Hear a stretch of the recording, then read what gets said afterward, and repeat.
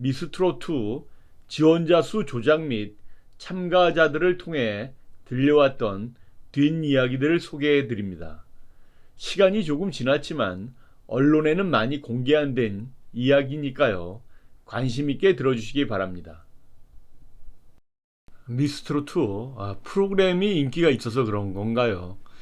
프로그램이 끝난 지가 한창인데 이제 와서 말 많던 미스트롯2 지원자 수가 잘못되었다고 TV조선이 인정을 했습니다. 많은 언론에서 그리고 그 유명한 김성주 아나운서가 그렇게도 여러 번 지원자 2만 명을 강조를 했는데요. 지금 와서 그게 아니었다고 방송 PD가 실토를 했습니다. 프로그램을 성황리에 끝내놓고 이제 와서야 지원자 수가 잘못되었다고 보도가 나왔습니다. 중간에 다시 말씀을 드리겠지만 지원자 수를 제외하고도 프로그램에 관해서 이런저런 불만들이 많았습니다. 방송 당시 이런 상황들을 종합해서 류종편 TV가 만들었던 영상이 있습니다. 지금 시점에 다시 한번 보면 의미가 있을 것 같아서 그 영상을 다시 한번 보여드리려고 합니다. 미스트롯2 지원자 수 조작. 이러면 곧바로 방송될 내일은 국민가수 지원자 수를 MC가 이야기를 하면요. 시청자들이 그대로 믿을지 의문이 갑니다. TV조선이 오디션 프로그램 미스트롯2의 지원자 수 부풀리기 의혹을 사실상 인정하자 진상위가 이를 강도 높게 비판을 했는데요. 방송통신심의위원회는 방송심의 소위원회를 열고 TV조선 내일은 미스트롯2의 지원자 수 조작 의혹에 대해서 안건을 심의해 법정 제재인 주의를 결정했습니다. 아무튼 TV를 보신 분들은 지금까지 지원자 수 2만 명으로 알고 있다가요. 그때 그 2만 명이 아니고 7천 명이었구나 이렇게 생각을 해야 될 것 같습니다. 담당 연출자 전수경 PD는요. 의견 진술서에 쓴 것처럼 총 지원자 수는 7,300명이라고 얘기를 했고요. TV조선 메일과 다음 메일에 중복 지원된 경우가 많았고 이를 제외하지 않았다고 했습니다. 그래서 숫자가 더 늘어났다 이런 얘기인 것 같은데요. 그렇게 하더라도 2만 명이 안 되는데요. 아무튼 이렇게 해명을 한 것 같습니다.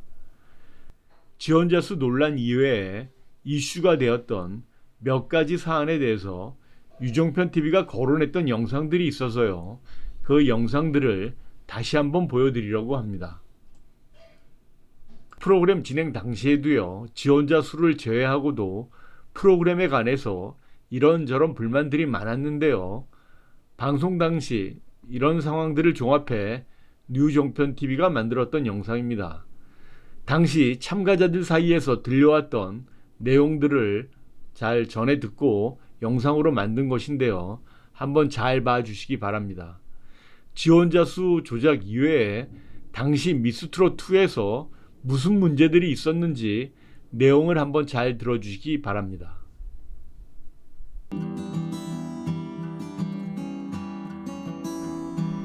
예선에 참가한 출연자들의 출연료가 열악하다 이런 말이 많이 있습니다. 방송국 입장에서는 금액이 많던 적던 계약서가 존재했을 겁니다.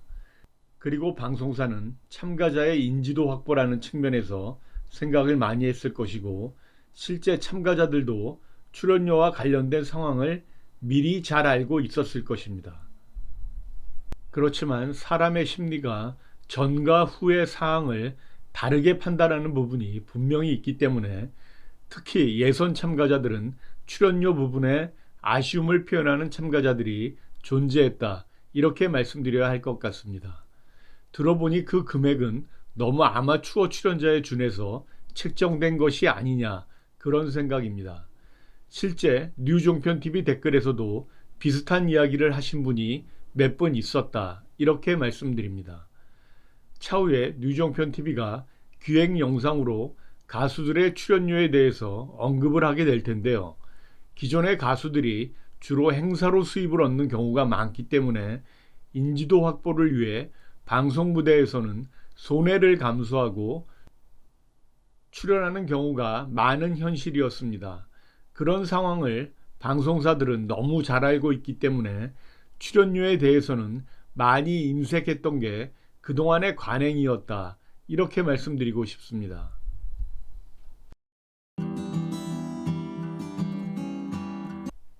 제작진 입장에서는 미스트롯과 미스터트롯을 거쳐오면서 가능하면 기존에 방송되었던 곡들과 중복되지 않게 하기 위해서 선곡에 관여했을 수 있었던 것 같습니다.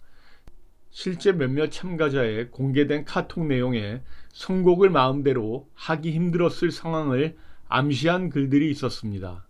트로트 오디션에 참가했으면 참가한 방송사의 경연 룰에 따를 수밖에 없지만 그래도 가수 입장에서는 자기가 잘 부를 수 있는 곡이 존재할 텐데 그와 비슷한 경향의 곡이 제작진이 준 선곡 리스트에 포함이 되지 않았다면 조금은 난감할 것입니다. 그런데 이 부분은 오디션에 참가한 이상 해당 방송사의 기본 룰이 존재하기 때문에 참가자도 무척 난감할 것입니다. 그게 싫었으면 사전에 참가를 포기했어야 하기 때문에 제대로 기량 발휘를 못해보고 경연을 마칠 수가 있기 때문입니다. 실제 경연 전 참가자의 자료 영상을 본 것과 미스트로트 예선에서 불렀던 영상이 확연하게 차이가 나는 참가자가 있었습니다.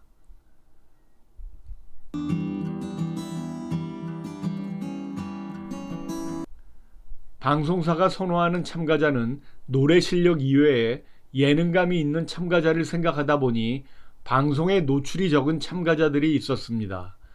본선에 진출하지 못한 참가자는 본선에서 더 이상 볼 수가 없기 때문에 예선 영상이 통편집이 되어 방송에 안 나갔다고 하더라도 본선에 오른 참가자들은 대국민 응원 투표에 제대로 얼굴을 알릴 수가 없어서 특별한 계기가 생기지 않는 한 상위권 진출이 어려운 상황입니다. 이번 주 방송될 데스매치에서도 전주의 상황으로 봤을 때 최소 2팀 이상 통편집이 되거나 아주 짧게 편집이 되어서 방송이 되는 상황이 발생할 것 같습니다. 그럴 경우 참가자 최소 1명 이상은 경연하는 것을 제대로 못 보고 시청자들은 상위권 라운드에서 참가자로 봐야 하는 경우가 생길 것 같습니다.